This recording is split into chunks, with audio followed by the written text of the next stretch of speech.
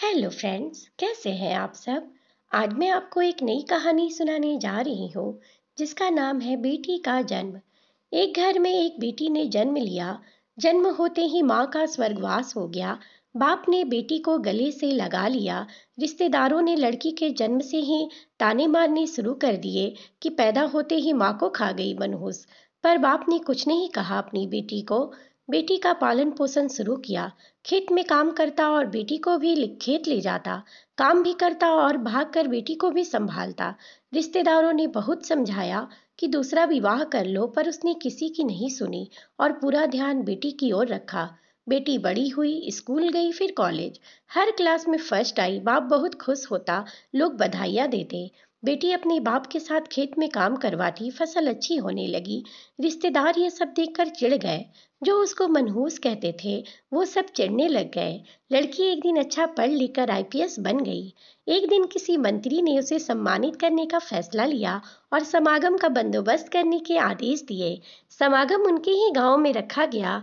मंत्री ने समागम में लोगों को समझाया कि बेटा बेटी में फर्क नहीं करना चाहिए। बेटी भी वो सब कर सकती है जो बेटा कर सकता है। भाषण के बाद मंत्री ने लड़की को स्टेज पर बुलाया और कुछ कहने को कहा। लड़की ने माइक पकड़ा और कहा, मैं आज जो कुछ भी हूँ अपने पिताजी की वजह से ही हूँ। उन्होंने लोगों के ताने सहकर भी मुझे यहाँ तक ले आए। मेरे पालन पोषण के लिए दिन रात एक कर दिया। मैंने अपनी माँ को कभी नहीं देखा और न ही कभी अपने पिता से पूछा कि माँ कैसी थी, क्योंकि अगर मैं पूछती तो शायद मेरे पिताजी को लगता कि मेरे पालन पोषण में कोई कमी रह गई। मेरे लिए मेरे पिता से बढ़कर कुछ नहीं। बाप सामने लोगों में बैठकर आंसू बहा रहा था।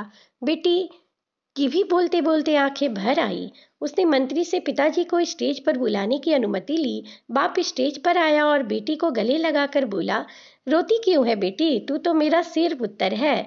तू ही कमजोर पड़ गया तो मेरा क्या होगा। मैंने तुझको सारी उम्र हंसते देखना है। बाप बेटी का प्यार देखकर सबकी आंखें नम हो गई। मंत्री ने बेटी के गले में सोने का मेडल डाला।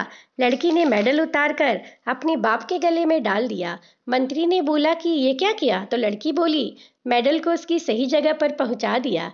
इसके असली हकदार मेरे पिताजी हैं। समागम में तालियां बज उठी। यह उन लोगों के लिए सबक है जो बेटियों को चार दीवारी में रखना पसंद करते हैं, पर ये फूल बाहर खिलेंगे अगर आप पानी देकर इन फूलों की देखभाल करोगे।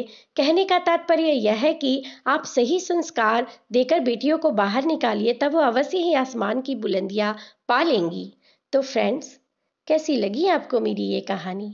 अगर आपको मेरी ये कहानी पसंद आई है तो प्लीज़ मेरे चैनल को लाइक करें, कमेंट, शेयर और सब्सक्राइब करें ताकि हम और अच्छी अच्छी वीडियो आपके लिए ला सकें।